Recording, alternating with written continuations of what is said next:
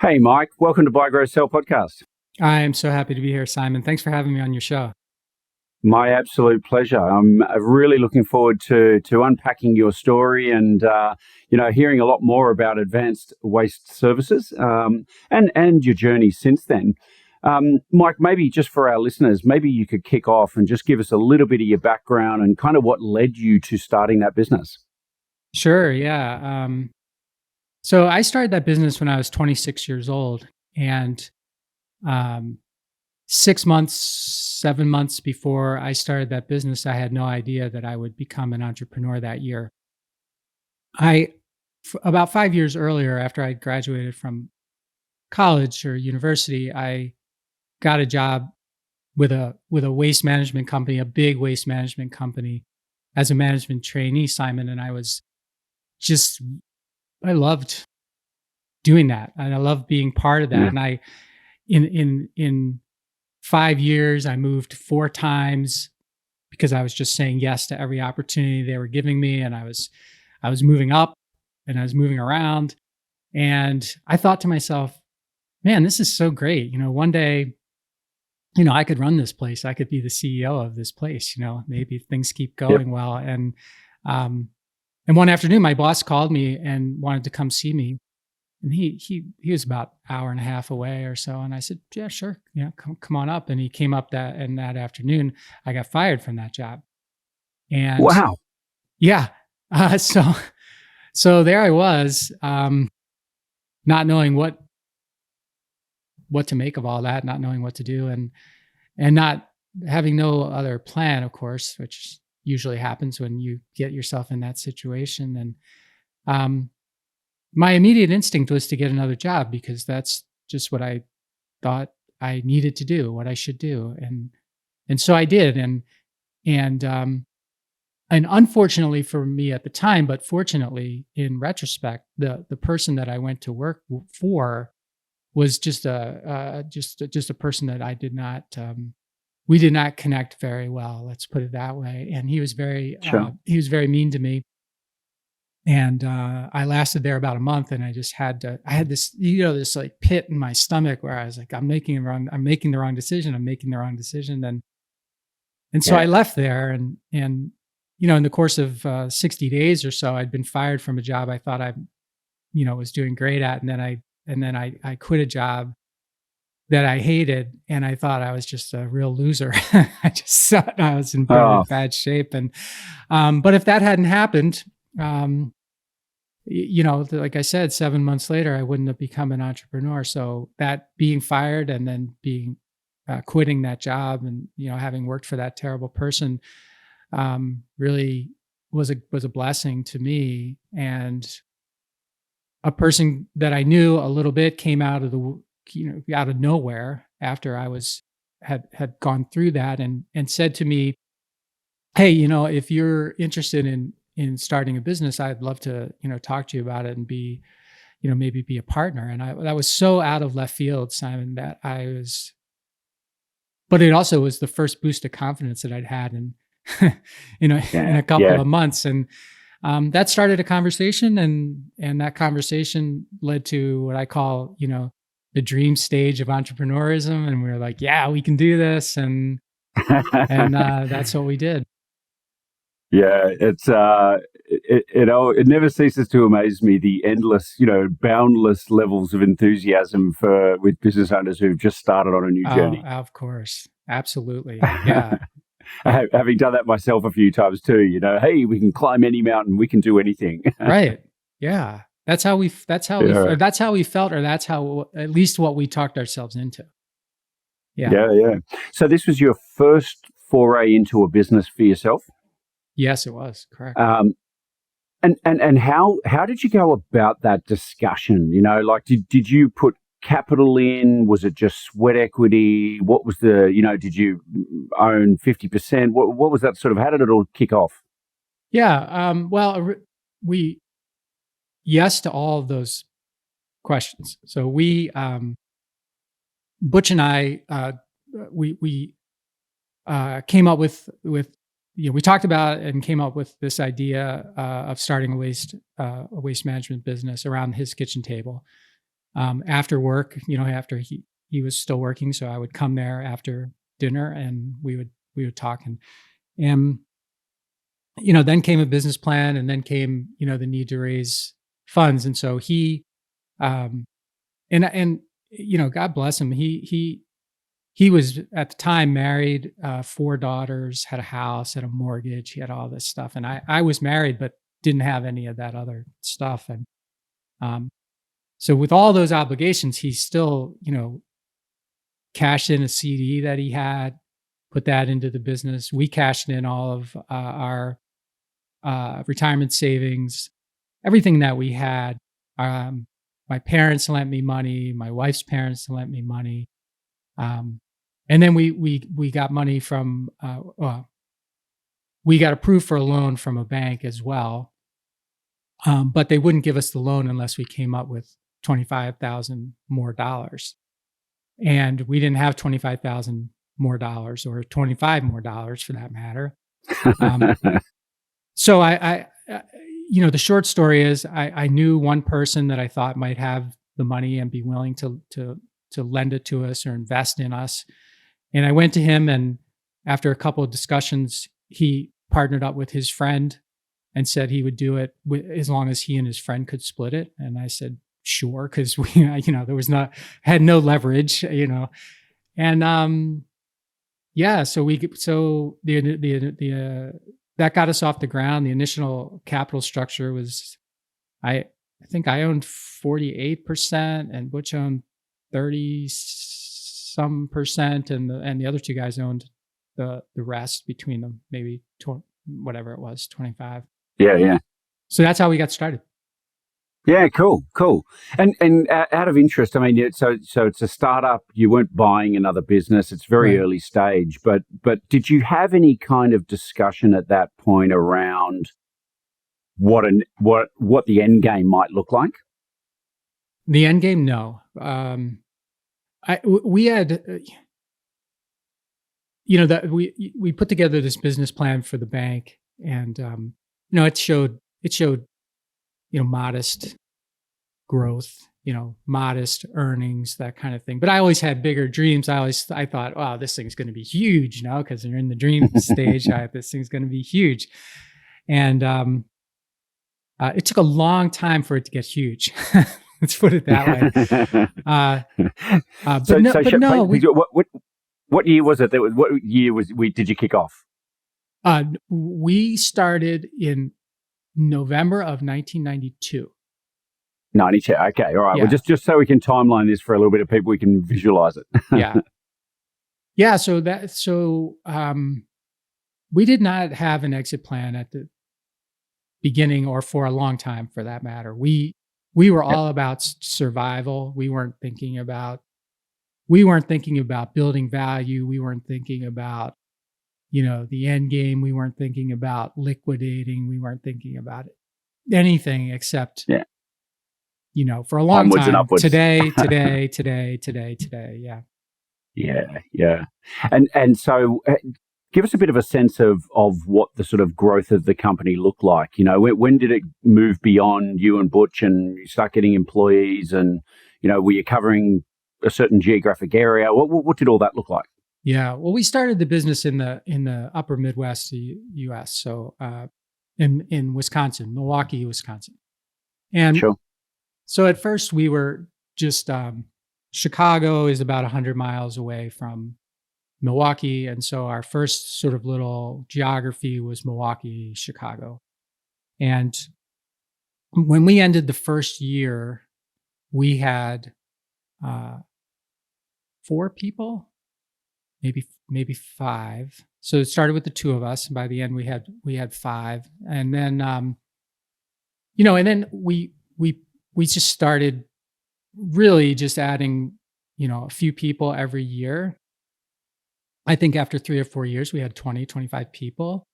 And, and then when we got to, 10 years, we had 70, and 20 years, we had 150. Wow. So, but it was always, I call it now, in retrospect, I call it slow and consistent. Some people may look at that and call it something else, um, but that's how we did it. Yeah, yeah, cool. And just for the sort of uninitiated here, what defines waste services for that Oh, company? Like, what were you guys actually doing? yeah, good question, because there's a lot of different types of waste services. So what we focused on was wastewater from factories. So factories producing all different types of products, they use water in the process, they contaminate it, and it has to be cleaned up before it can be recycled in the sewer system. And so they would hire someone like us to come with a vacuum truck, and we would basically suck the water out of a tank that they had or a pit or whatever, and we would haul it to initially to treatment plants that we didn't own. We just brokered it, really. And then later, a few years after we started getting into the actual treatment of waste ourselves. And that was a big change for us. That really helped accelerate the growth of the business. So we started with wastewater, just trucking wastewater. And from that, we added a bunch of tangential value add services over the years. So we, we started doing all kinds of cleaning projects inside of factories. We did, hazardous waste. We packaged waste for people. We basically just got into everything that we could get into that had some type of waste as a component. The one thing that we didn't do was like trash or rubbish, or we didn't do that at all. We just did, like I said, the industrial process waste. Yeah, yeah. So nothing to do with sort of just grabbing trash and dumping in a landfill. Yeah, right. So it sounds to me like it's the classic kind of cross sell, right? You've gone out there, you've got a good service that you can provide, you've developed relationships, and then you've developed further services or products that you can bolt on and cross sell to your existing client base. Exactly right. So we led with wastewater, and then we tried to get sticky with everything else. Yeah. Interesting. Okay. And so give us a bit of a sense of, so you started in 92, just to sort of bookend it. When did you actually exit the business? 2015. 20, okay, so you're talking 23 odd years. Yeah. So can you give us a sense of like how big did the company grow in terms of revenue, employees, all that sort of stuff? Yeah. So when we sold the business, it was the revenue was about 45 million a year, and we had about 150 team members at the time. Yeah, cool. And had you expanded beyond Milwaukee in that area? Was there other states now? We were in 5 states at that time. So we once we, like I mentioned, we got into the treatment of wastewater and other types of waste. And once we figured out how to do that, that was sort of the thing that we began the process of us saying, well, where else can we do this? Because we know how to do it now, and we can only go so far with the trucks, the places we have now, because you can only haul so far economically. And so that's what got us going into additional states. And so we were in 5 states by the time we sold the business. And just out of interest, I mean, those 5 states, I guess for those who might be listening, thinking about geographic expansion, I mean, did you just move to the nearest states because, maybe there's some advantage in doing that, or did you pick other states that just had more size and scale and things like that? Well, that's a great question. We came up with this model that we called the service triangle model, and we wanted to triangulate facilities around geographic areas.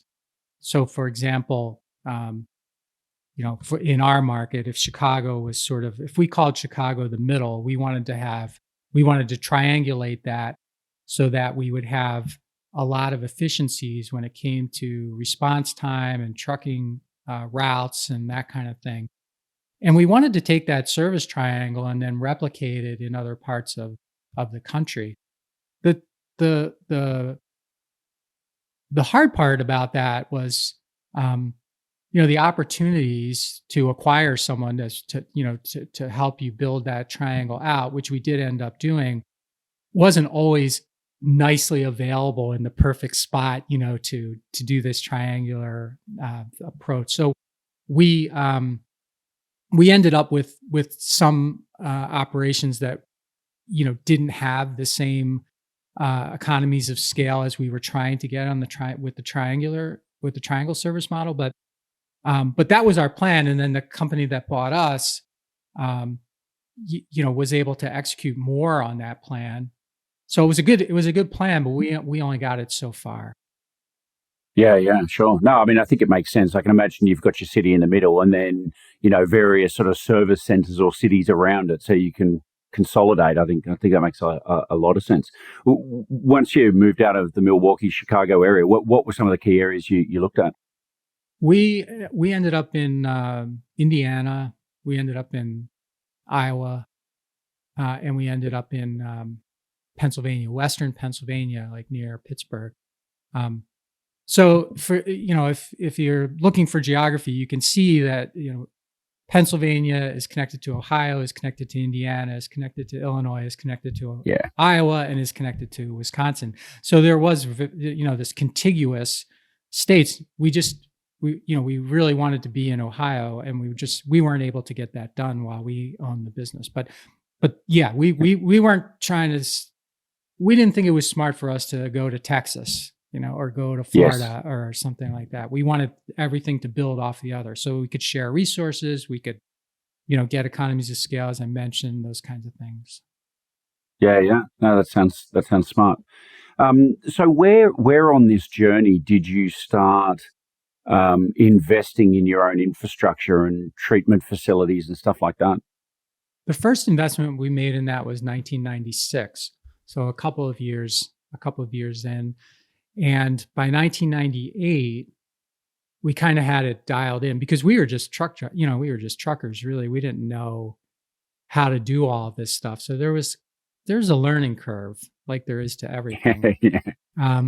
So it took us a couple years, and then once we, in 1998, 99 or so, we thought we had it down good enough that we could, uh, go out and try to, uh, acquire facilities or build facilities from scratch, and we ended up doing both.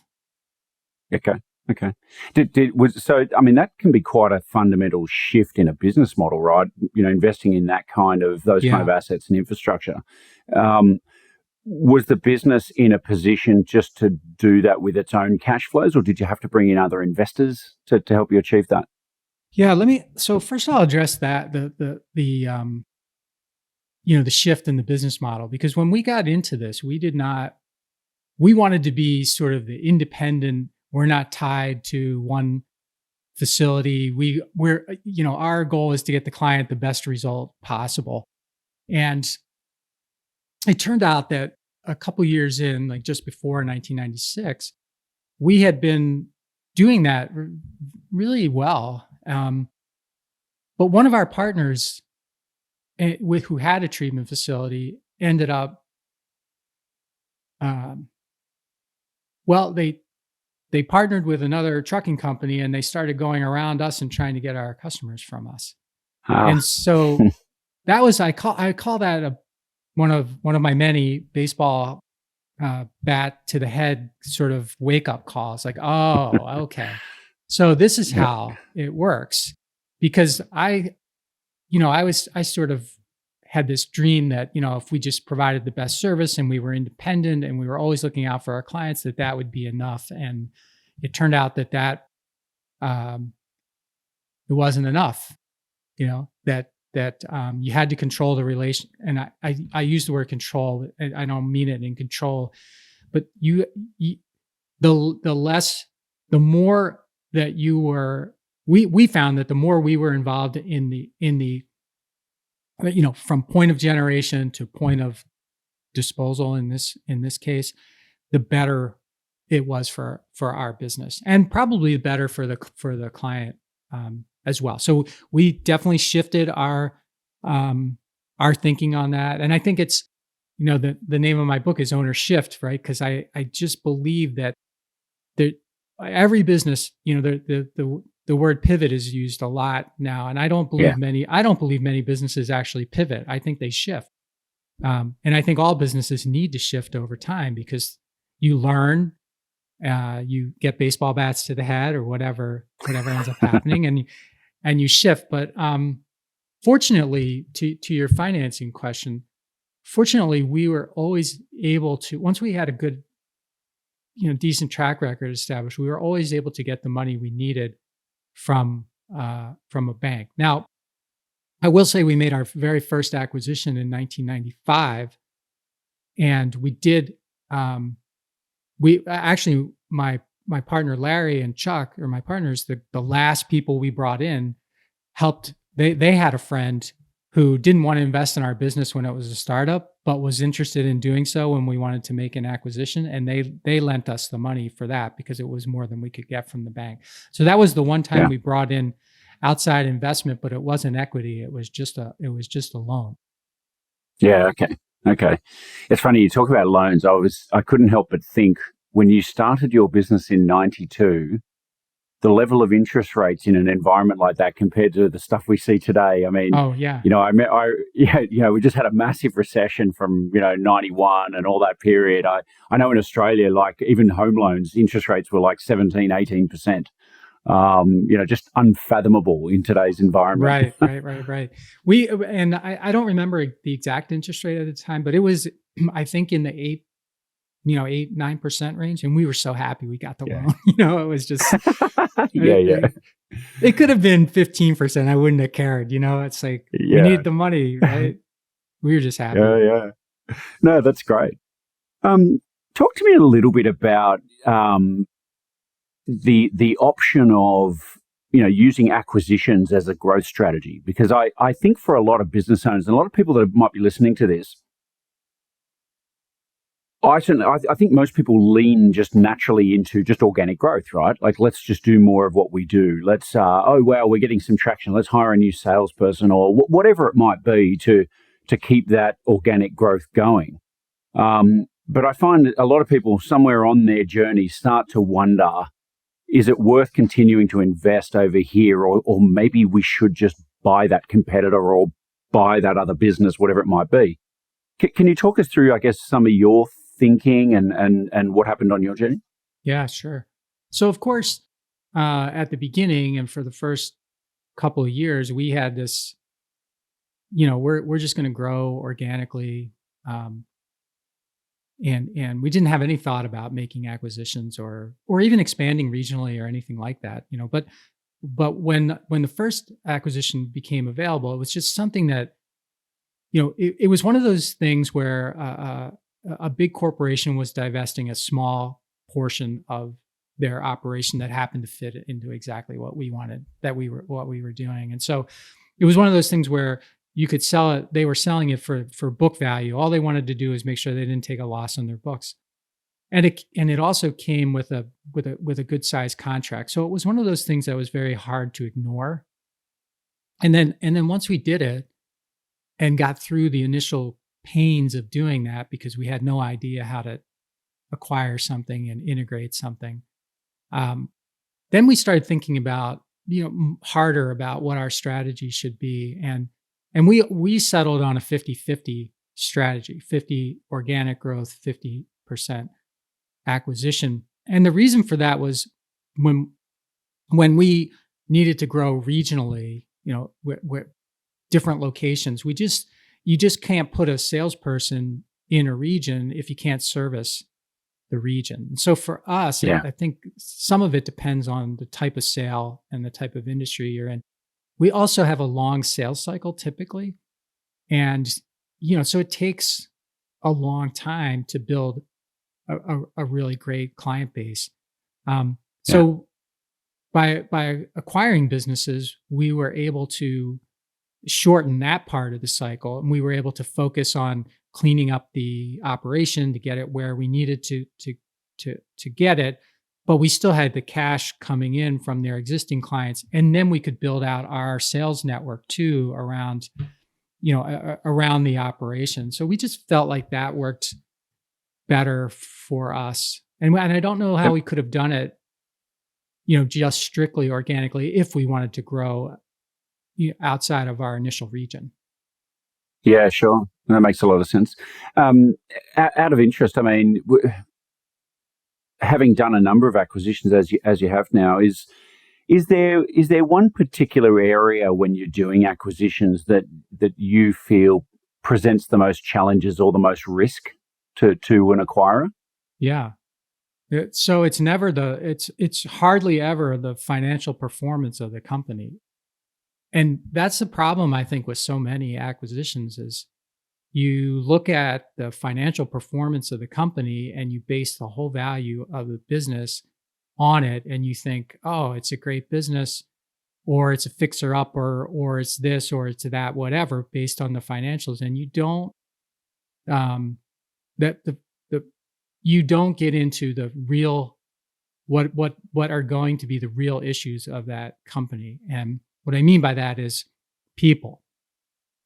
People, even great people, if they when they're working for someone else, can be terrible working with you. Sure. Because you're different than what they're used to. They're different than what you're used to. There's all these kinds of things, and you can't program it, and you can't approach it in a way that's a one size fits all. Believe me, I've tried that, thinking, well, it makes sense to me. It's got to make sense to everybody, right? Because I'm a good person. I'm a good, and yeah, it doesn't always make sense to everybody. They just don't. They don't believe it. They don't buy in on it. They don't like it or whatever. So I think that's, and like all the money running around now buying companies, and I've been doing it. So I know I speak from experience. The financial part of the transaction and keeping the company, meeting financial targets is, that's not going to be your biggest problem. In most cases, your biggest problem is going to be getting people to feel like they're an important part of the team when the connection they have to whomever they had it with, who owned the business or whatever, is changed or broken or gone.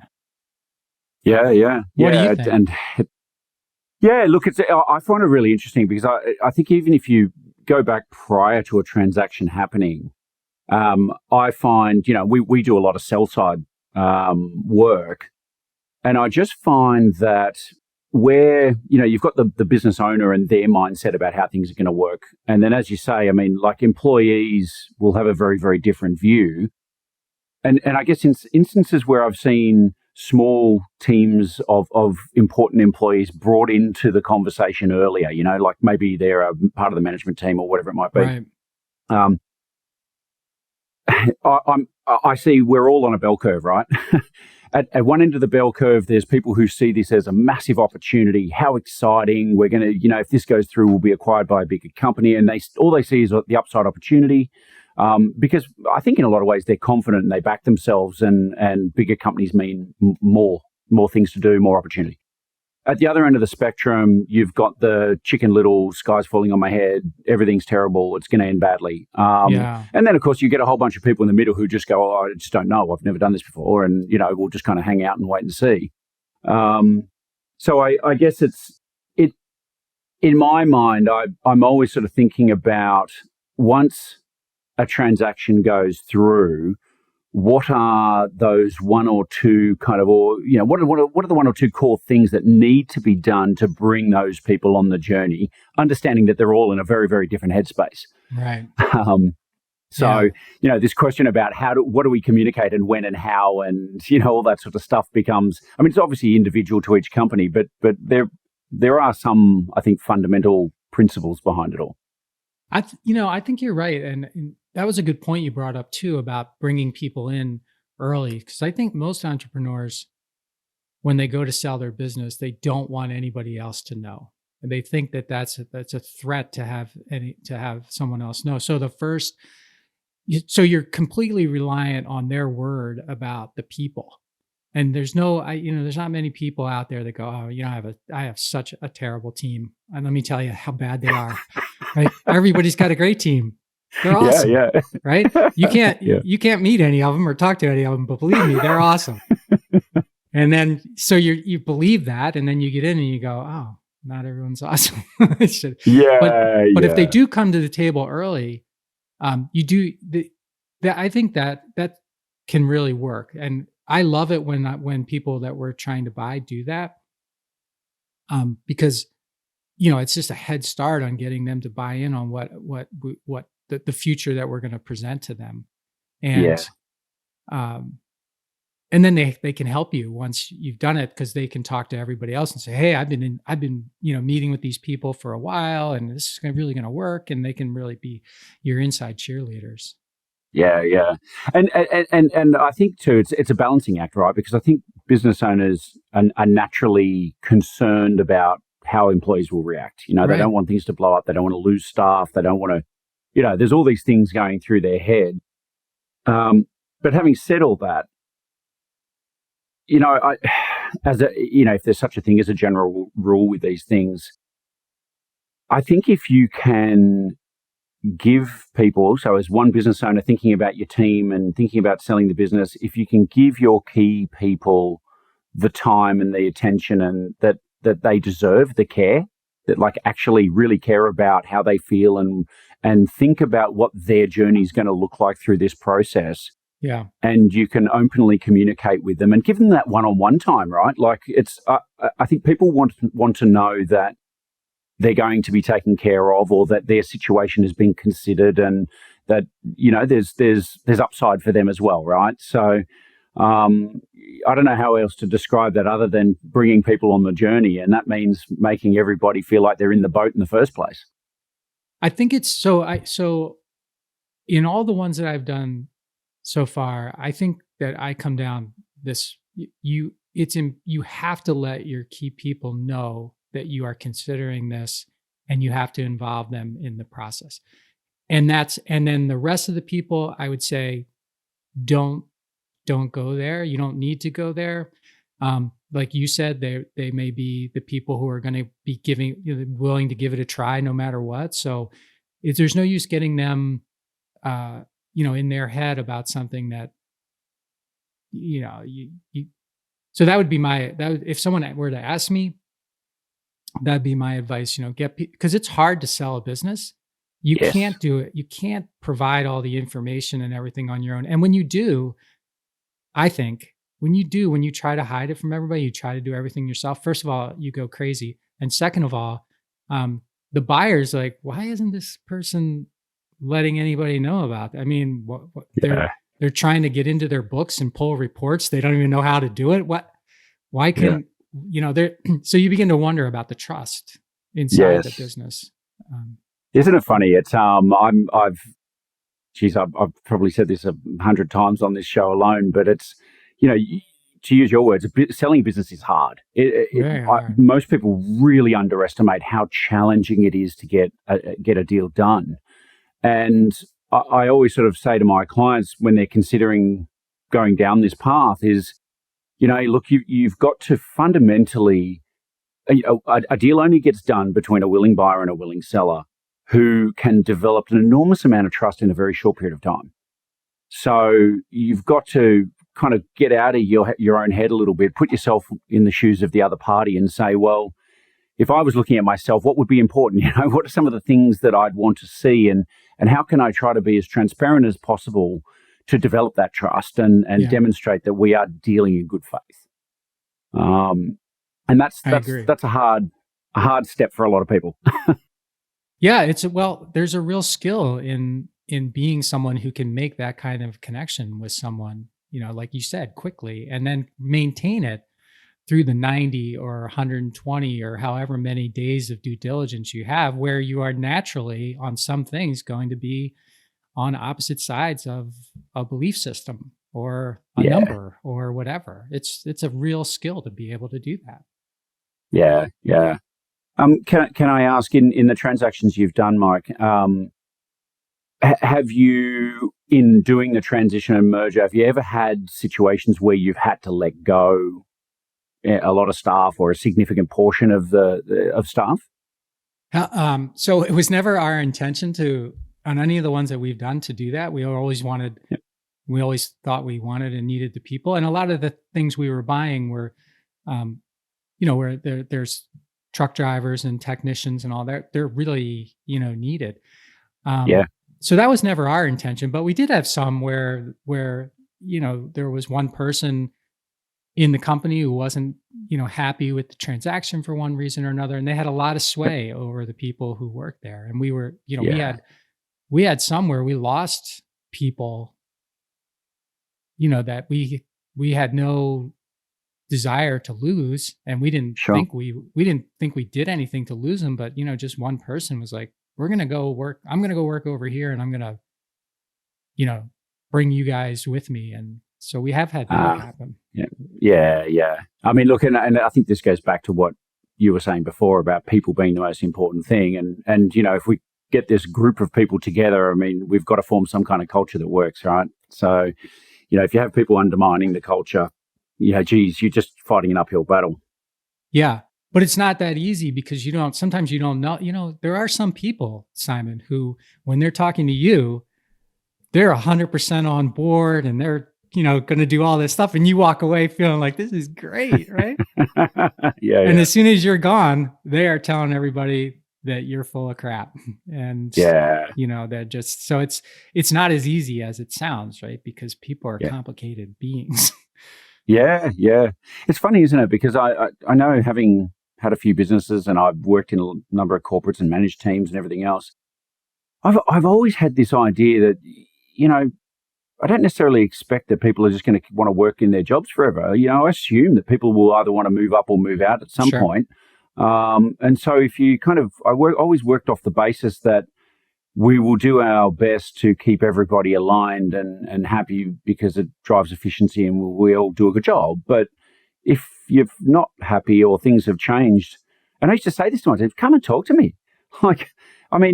Let's have just a frank conversation. I'm not going to use that against you. I might be able to help you make the shift you want. And, right. And I remember having a similar conversation with one of my bosses when I was 25 or something and said, look, I was killing my sales goals and I was doing this stuff. I was making more money I'd ever made.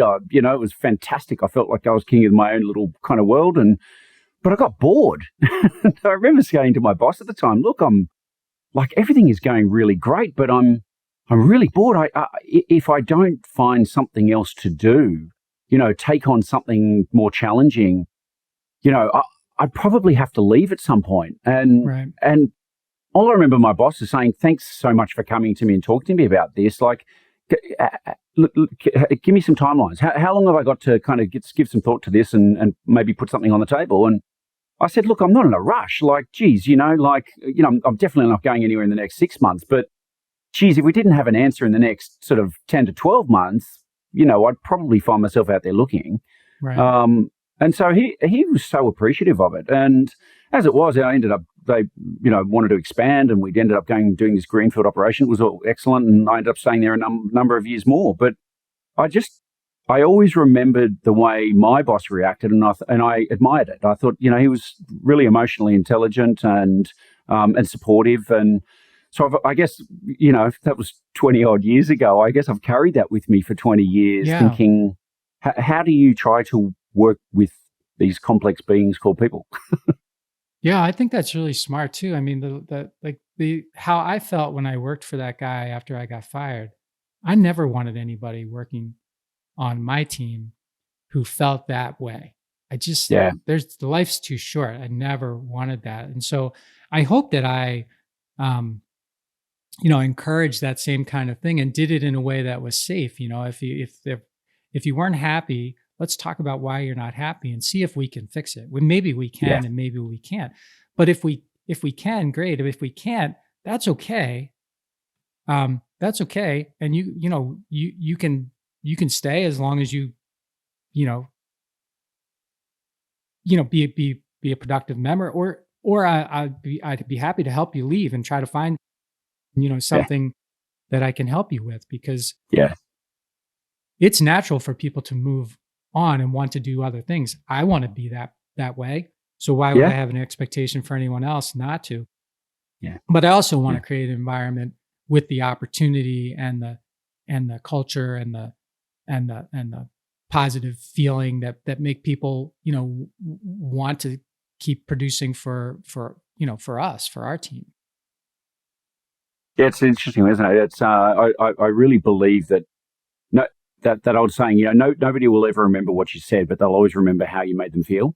Yeah. And it's actually okay for us to part and go in different directions, but if we do it in a respectful way and we have genuine intent of trying to help people and do the right thing, then people part ways on very, very good terms. And that's I don't know. I think that's a healthy way to operate. So I think so too. You don't want to make people feel like you don't, I think it's a big mistake when someone, does want to leave to, to make them feel like they're making a mistake, yeah, because yeah, they didn't come to you to tell you that they're thinking about or they are leaving without some really careful consideration on their part. And they don't even know if they're right. But the last thing they need is to be told you're wrong. yeah, Um, yeah. yeah. By a vested interest, really. Like, Yes. let's be Right. honest. So, Yeah. Right. um, Good point. cool. So, and maybe that's a good segue. Speaking of exits and people exiting and that sort of stuff. I mean, you guys sold your business in 2015. Can you talk us through maybe a little bit of sort of what led to that? Did you guys start talking about exits? What did that part of the journey look like? In 2000, well, by in 2013,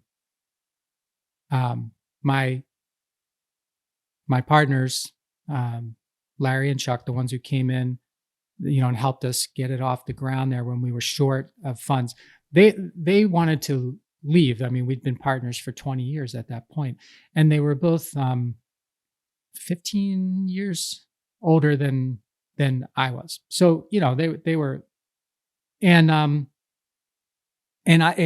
thought that was great because my other partner Butch had passed away by that time, so it was an opportunity for me to own 100% of the business, and so I wanted Sure. to make it happen. And those guys were great, and we worked out a deal to make it happen.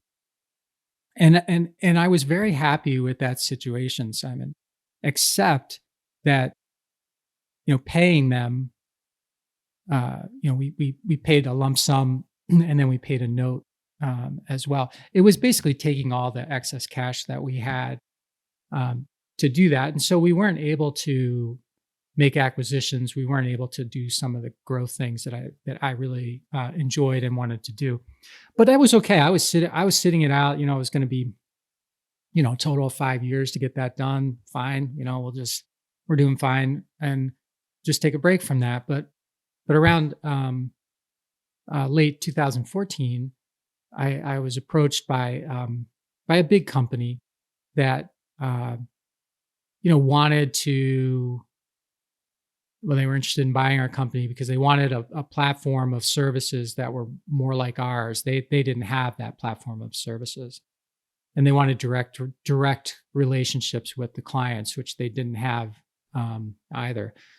And I at first I was I was just not interested, but after I thought about it for a while, and I said to myself, well, it might actually be a good time because I don't I own basically 100% of the business.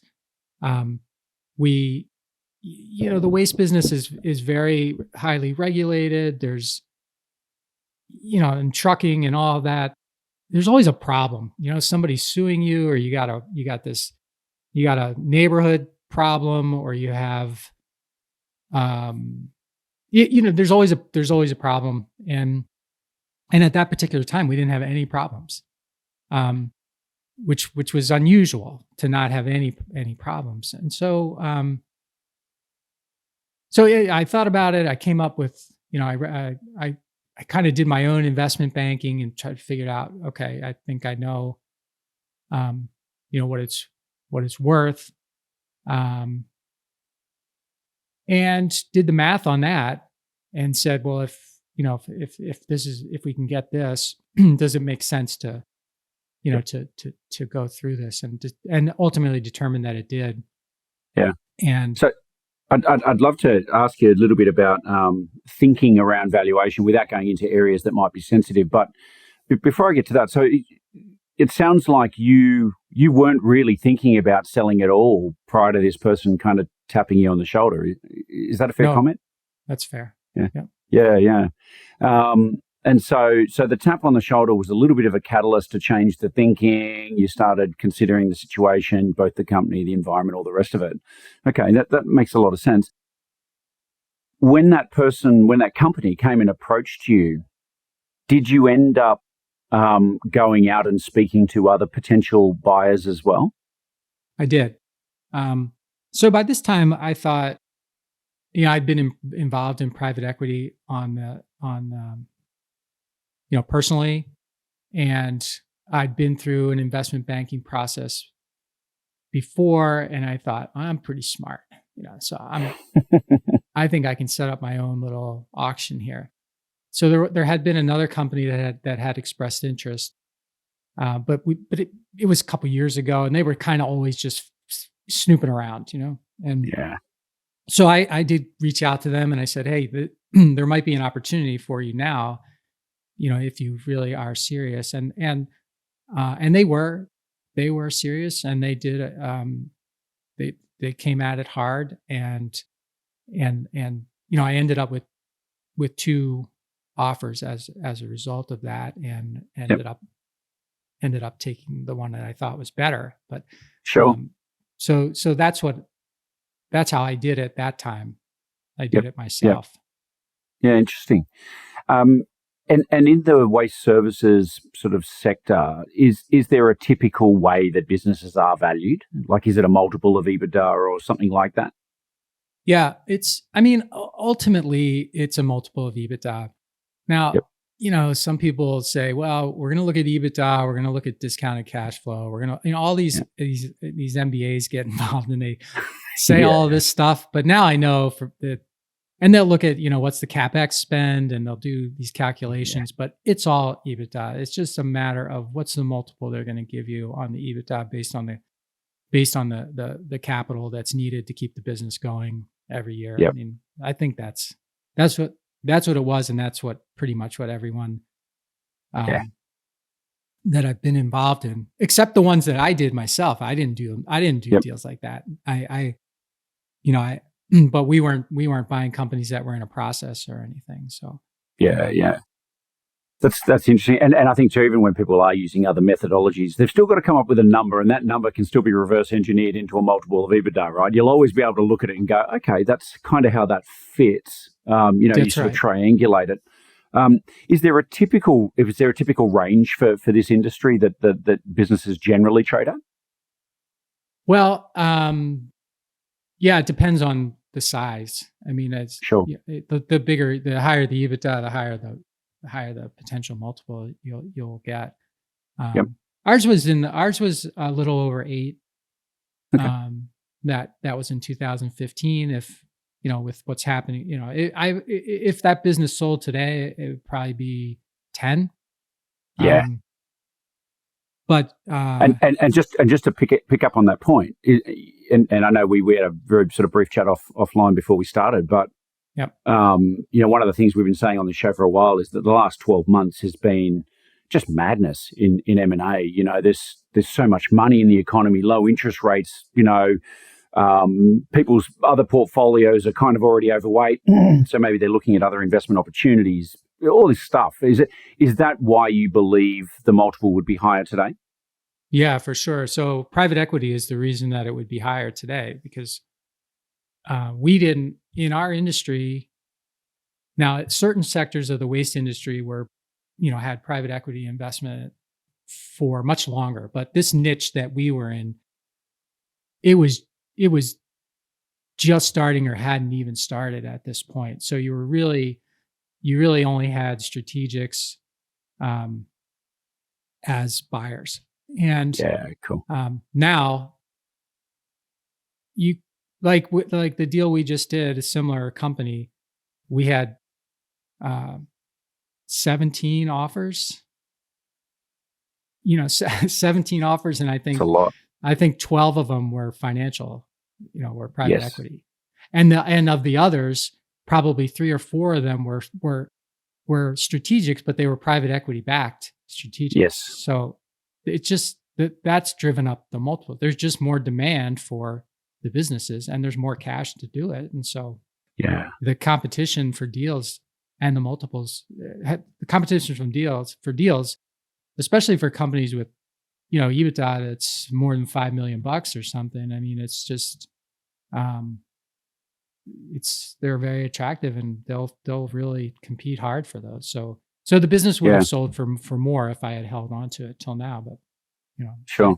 Yeah. No. Yeah, can't play that game. So yeah, no, of course. Yeah, hindsight, what a wonderful thing it is. Yeah. So, out of interest here, what did the process look like? So they've tapped you on the shoulder, expressed some interest. You start talking to other parties. Yeah. Can you talk us through how long did that process take, and were there some key kind of stages or elements to it? Yeah, it took 6 months. So from the time they first talked to me, and then, which was maybe November, we ended up closing in May of the next year. So that's about 6 months. Now, I didn't actually engage with them until about 4 months. Yep. 2 months from when they first came to me. So our due diligence process was 4 months. Wow. Okay. Yep. But and 6 months, generally speaking, is actually quite quick. That's definitely quick. Yeah. Now, interestingly, the last one that we did, it was 30 days. Wow. Well, again, that's what competition does for a deal. We can do due diligence in 30 days and close. What? Yeah. But they did. Yeah. No, that's fabulous. We actually, COVID hit. We had an e-com business we were selling, and we broke our own record with it, because we literally, from the day we pulled the trigger on the campaign, and in fairness, there was probably 6 weeks worth of work we did before we pulled the trigger and went to market type thing. But from the day we pulled the trigger to the day we closed and it was settled was 66 days. And I'm always telling people, like, that's one end of the extreme. Please don't think that's normal. We're not. Do not think that that's going to be you. It's not. Yeah, exactly. Yeah. Other end of the spectrum, I had one client that took 18 months. Right. So, just iterations and different buyers and things fell over. And it's like, it's so unpredictable. So, but, I guess that's the benefit of having done it many times for yourself. I mean, you understand kind of what a good process should look like. But I guess also too, you're probably better at seeing risks coming over the hill, right? Before they actually land in your lap. That actually reminds me of, another thing we were talking about before, when you were saying that you help companies get ready for exit, even if they're going to pass it on to the next generation or something. We did that. That's super smart, because if the more prepared you are for this type of event, the faster it's going to go, because you are going to be asked for stuff that, if you hadn't thought about it before, you have no idea how to put it together. You don't have it. You don't know how to put it together. So you have to scramble to try to do it. But if you run your business like you are planning to sell it, meaning, there's a whole lot involved in that, but if you run it like you're planning to sell it, when it comes time to sell, you're going to be ready for it, and your business is going to be better, right? And buyers love businesses that are ready to sell, meaning when they ask for something, it's not like they just asked a question, from Mars or something, right? It's like, oh, yes, different language. Yes, yes, we have that. We do have that. Yes. Oh, great. Okay. At least that's been my experience. So getting ready. Running your business as if as if you are getting ready to sell it, I think, is always smart, even if you have zero intention of selling the business, because your business will run better and be more profitable and all of those things if you do it that way, in my opinion. Yeah. Look, I completely agree with you. It's one thing to say I'm going to go and sell my company, to saying I want to build a company that is saleable. As you say, I mean, they're usually a lot more fun to run because it's a lot less stress and a lot less demanding on you, and they're, as you say, even more profitable. So, Yeah. totally agree on that. Mike, out of interest too, so many guests we've had on this show, we talk about how their deal kind of got structured.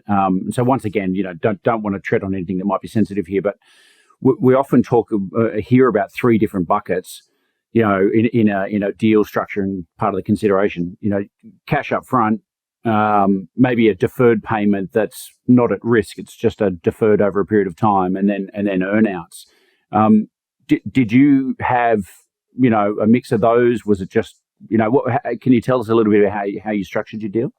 Sure. So our deal was structured as all cash, 10% escrow that would be released in two buckets, 9 months and 18 months, half and half. And do your listeners know what escrow are for? Okay. Well, let's cover it just in case. Yeah. So the escrow, as I mentioned, was 10% of the purchase price, and that's basically an insurance policy for the buyer that all the warrants and representations that you've made are accurate, and that nothing comes out of the woodwork after the closing that you didn't disclose, that you should have disclosed, or should have known about, or should have known about as a potential. And and in ours, we had triggers, like, if something came up and it was less than $100,000, nothing would happen. They would just pay it. And if it was over $100,000, they call it a tipping basket, and that would then you'd have to give up some of your escrow. Fortunately, in our case, we did not have to give up any of the escrow, but that's what that's for. We did not have any. We did not have an earnout. Yep. So it was just the escrow. Now, if I had left the business prior, so there was a real estate component to ours as well, which is the second part of the sale. And the deal that we had was that if I were to leave the business before a year, I would give up some of the value of the real estate in that second sort of transaction. Yeah. Okay. But outside of that, in a nutshell, that was it. Yeah. And so, okay, so you stayed around for at least a year after the deal was done. Was that in a typical, like, did you just maintain your typical employment status? Like you're employed, you're getting paid. Is that right? Yes. Yeah. Okay. So for a while, I kept my same position, and then I transitioned into something else, and I transitioned into something else. So it was basically a way for me and for them to make sure that things were going the way they wanted, and that I could do less and less, but still be there if I was needed for something. Basically just to make the transaction go as smoothly as possible. Yeah. That does make a lot of sense too. I am a little cognizant of time here, Mike, because I could talk to you all day about this stuff. Sure. Out of interest, but I know a lot of people will be wondering about that transition period. How did you generally speaking, how did you find it? Was it difficult shifting from the business owner to being, somebody else? I'm not going to tell you that it was easy all the time. It wasn't easy all the time because, I think one of here's the things you have to get ready for if you're going to sell the business. One, it's not yours anymore.